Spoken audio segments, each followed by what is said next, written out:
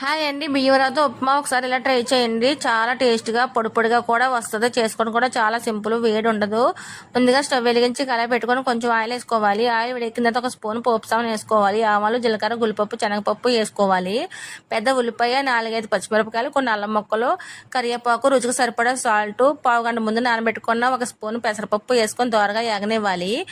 గ్లాసున్నర నూకకి 3 గ్లాసులు వాటర్ వేసుకొని బాగా కలుపుకొని సాల్ట్ చెక్ చేసుకొని పొంగొచ్చే వరకు మరగనివ్వాలి. ముందే ఈప పెట్టుకున్న నూకను వేసేసుకొని బాగా కలిపేసుకొని సిమ్లో పెట్టుకొని 10 నిమిషాల పాటు మూత పెట్టుకోవాలండి. సిమ్లోనే ఉంచుకొని 10 నిమిషాల తర్వాతను చూస్తే పర్ఫెక్ట్గా ఉడికిపోతుందండి. ఉప్మా అయితేనే చూసారు ఎంత పొడిగా వచ్చిందో. టేస్ట్ కూడా చాలా బాగుంటుందండి.